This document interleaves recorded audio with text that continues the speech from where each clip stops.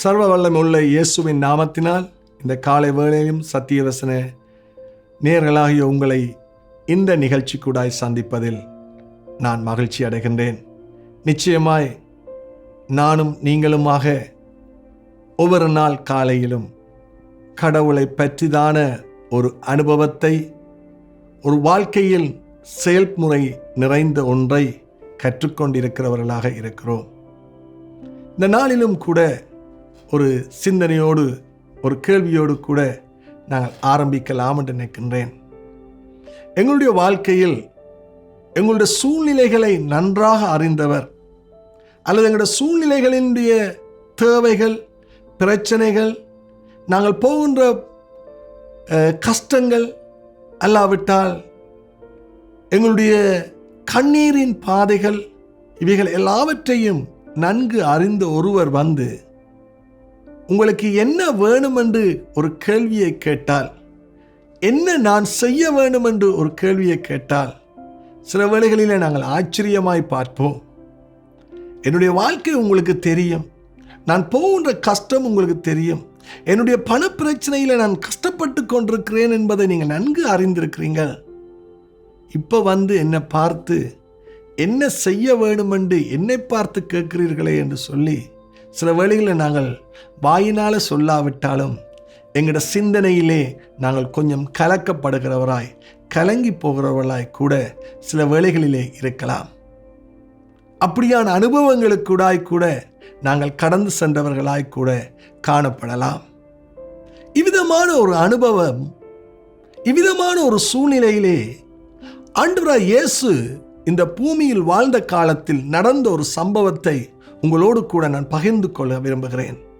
அந்த சம்பவத்தில் இருந்து நானும் நீங்களும் கற்றுக்கொள்ள வேண்டிய சில பாடங்கள், கடவுள் எம்மிடத்தில் இவ்விதமான கேள்விகளை கேட்கின்ற பொழுது நாங்கள் அவர் கேட்பதனுடைய உண்மையான காரணத்தையும் அர்த்தத்தையும் விளங்கிக் கொள்ள அது எங்களுக்கு உதவி செய்கிறதாய் காணப்படும். இயேசு கிறிஸ்து இந்த பூமியில் வாழ்ந்த காலத்தில் அவர் பல பேரை அங்கே சுகப்படுத்தினதை நீங்கள் அறிந்திருக்கிறீர்கள். மரணத்தில் இருந்தவர்களை சுகப்படுத்தி விடுதலையாக்கி இருக்கிறார். குருடர்களுக்கு அவர் பார்வையை கொடுத்திருக்கிறார். சப்பானிகளை நடக்க பண்ணியிருக்கிறார். உணவு கொடுத்திருக்கிறார். இப்படி பல அற்புதங்களை இயேசுனுடைய பூமியில் வாழ்ந்த காலத்தில் அவருடைய 3.5 வருட வாழ்க்கையில் அவர் செய்து காட்டினதை நீங்கள் காணக்கூடியதாக இருக்கும். அவ்விதமான ஒரு சம்பவத்திலே தான் இயேசு ஒரு குருடனை பார்த்து கேட்ட ஒரு கேள்வி, என்னையும் உங்களையும் கடவுள் கேட்கின்ற ஒரு கேள்வியாக பார்ப்பதற்கு அங்கே உதவி செய்கிறதா இருக்கின்றது. இந்த குருடன் அங்கே இயேசு வாழ்ந்த காலத்தில் அங்கே எரிகோ பிரதேசத்திலே வாழ்ந்த ஒரு குருடனாக அங்கே காணப்படுகிறான். இவன் குருடனாய் இருந்தபடியினால் அவனால் எதுவும் வேலைகளை செய்ய முடியாது. ஆகவே நாளாந்தம் அவன் மக்களிடத்திலிருந்து பணத்தை எடுத்து தன்னுடைய வாழ்க்கையை நடத்துகிறவனாக இருந்தான். ஆனால் இவ்விதமாய் ஒவ்வொரு நாளும் அங்கே கடந்து போய் கொண்டிருக்கிறது. ஒரு நாள் ஒரு செய்தி அவனுடைய காதுகளிலே கேட்கிறது. நசரேயனாகிய இயேசு கிறிஸ்து இந்த பாதையிலே வந்து கொண்டிருக்கிறார், இந்த எரிகோ நீ இருக்கிற பாதையிலே அவர் போகிறார் என்ற செய்தி அவன் காதுகளிலே கேட்கிறது.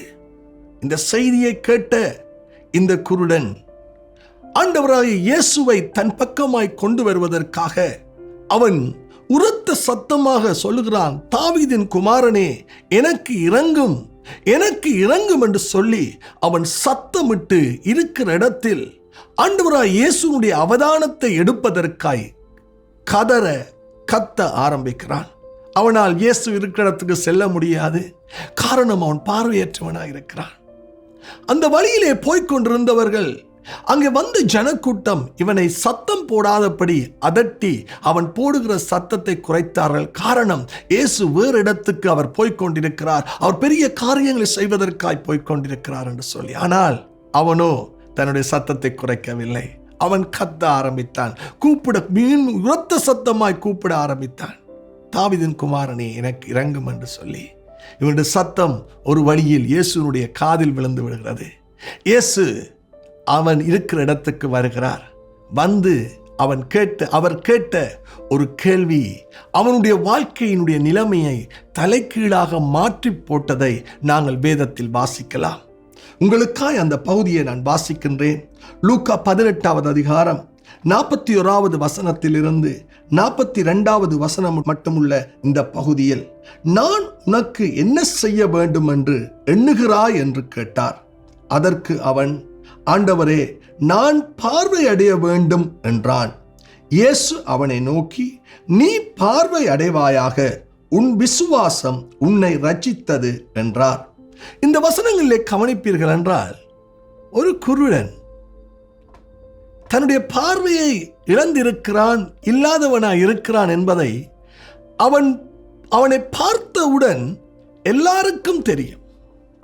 அவனுக்கு தேவையானது என்ன என்பதை யாரும் ஒரு கேள்வி கேட்காமலே புரிந்து கொள்ள முடியும். அவனுக்கு தேவையான மிகப்பெரிய உதவி அவனுடைய பார்வை கிடைக்க வேண்டும் என்பதுதான். ஆனால் இயேசு ஒரு விசித்திரமான கேள்வியை கேட்கிறார். நான் உனக்கு என்ன செய்ய வேண்டும்?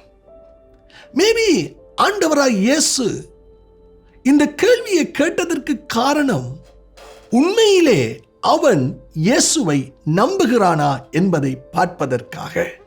உண்மையிலே இயேசு அவனுடைய வாழ்க்கையினுடைய இந்த குருட்டுத்தன்மையை நீக்க முடியும் என்பதை அவன் உண்மையாக நம்பி கேட்கிறானா? அல்லாவிட்டால் அவன் ஏதாவது அரை குறை தீர்வை எதிர்பார்த்து நாளாந்தமாய் மற்றவரிடத்தில் கேட்டது போல ஏதாவது பணத்தை எதிர்பார்க்கிறானா என்ற மனநிலையில கூட இந்த கேள்வி இருக்கலாம். சில வேளைகளிலே கடவுள் எங்களிடத்தில் இவ்விதமான கேள்வியை கேட்பதற்கு காரணம், நாங்கள் உண்மையிலே கடவுளை நாங்கள் பூரணமாய் நம்புகிறவர்களாய் இருக்கிறோமா என்பதை.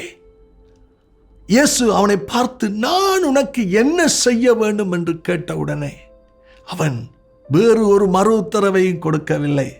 அவன் ஒன்றை அறிந்திருந்தான், நான் யாரிடத்தில் கேட்கிறேன் என்பதை அந்த குருடன் அறிந்திருந்தான். அவன் சொல்லுகிறான், நசரேயனாகிய இயேசு கிறிஸ்துவே எனக்கு இரங்கும். என்ன சொல்லுகிறான்? இயேசு கிறிஸ்து என்று சொல்லுகிற பொழுது அங்கே இரட்சகர், விடுதலை கொடுப்பவர், அங்கே வெற்றியை கொடுப்போர், வாழ்க்கையை மாற்றுகிறவர், நீர் எனக்கு இறங்க வேண்டும் என்று சொல்லி. ஆகவே இயேசு யார் என்பதை அந்த குருடன் தெளிவாய் அறிந்திருந்தான்.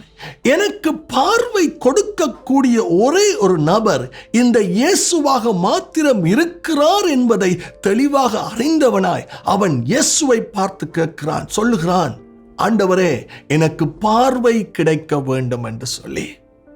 இந்த காலை வேளையிலும் நீங்கள் யாரிடத்தில் கேட்கிறீர்கள் என்பதை நீங்கள் தெளிவாக அறிந்திருக்கிறீர்களா? இந்த குருடன் எல்லாரிடத்திலும் போய் பார்வையை கேட்கவில்லை. அவன் யாரிடத்தில் கேட்கிறேன் என்பதை தெளிவாய் அறிந்தவனாய் சொல்லுகிறான், ஆண்டவரே, உம்மால் மாத்திரம் எனக்கு பார்வை கொடுக்க முடியும் என்பதை நான் அறிந்திருக்கிறேன். நீர் எத்தனையோ பேருக்கு விடுதலை கொடுத்தீர். உம்முடைய இந்த ஊழிய பிரயாணத்தில் இந்த பிரதேசங்களில் எத்தனையோ பேருக்கு சுகத்தை கொடுத்தீர். எனக்கும் இந்த பார்வையை கொடுத்து விடும், நான் என் வாழ்க்கை தலைகீழாக மாறிவிடும் என்பதை அவன் நிச்சயமாய் அறிந்திருக்கிறான். இந்த காலை வேளையிலும் கடவுள் உங்களிடத்தில் இந்த கேள்வியை கேட்பதற்கு காரணம், நீங்கள் எந்த அளவுக்கு அவரை நம்புகிறீர்கள் என்பதை அவர் தெளிவாக அறிந்து கொள்ள அவர் விரும்புகிறவராயிருக்கிறார். இரண்டாவதாக இயேசு அவனை பார்த்து சொன்னார், உன் விசுவாசம் உன்னை ரட்சித்தது. நீ நம்புகிற நம்பிக்கை உன் வாழ்க்கையில் விடுதலையை கொண்டு வந்திருக்கிறது. இந்த கால வேளையிலும் நீங்கள் அவரை பூரணமாய் நம்புவீர்கள் என்றால், அவரால் மாத்திரம்தான் உங்களுக்கு விடுதலை உண்டு என்பதை நீங்கள் பூரண நம்பிக்கை உள்ளவர்களாய் இருப்பீர்கள் என்றால், உங்களுடைய நம்பிக்கை உங்களை வெட்கப்படுத்தாது. அது நிச்சயமாய் விடுதலையை கொண்டரும். இயேசு எதையும் சொல்லவில்லை. அவர் சொன்னது, உன் விசுவாசம் உன்னை ரட்சித்தது. அவர் அவ்விதமாய் சொன்ன மாத்திரத்திலே அந்த குருடனுடைய கண்கள் திறக்கப்பட்டதை நீங்கள் பார்க்கலாம்.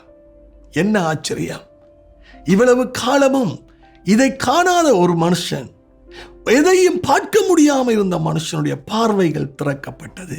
ஏன் உங்களோட வாழ்க்கையிலும் நீண்ட நாட்களாக எதுவும் நடக்கவில்லை, ஒரு தெளிவற்ற சூழ்நிலையில் இருந்து கொண்டிருப்பீர்கள் என்றால், அந்த குருடன் கூப்பிட்டது போல் அந்த குருடன் சொன்னது போல், தாவீதின் குமாரனே எனக்கு இரங்கும், நீர் யார் என்பதை நான் பூரணமாய் அறிந்திருக்கிறேன், எந்த நம்பிக்கையோடு கூட உங்களுடைய சமூகத்திலே வருகிறேன் என்று நீங்கள் சொல்வீர்கள் என்றால், உங்களோட வாழ்க்கையிலும் காண முடியாதவை காண்பதற்கு கடவுள் உங்கள் கண்களை திறக்க போதுமானவராயிருக்கிறார்.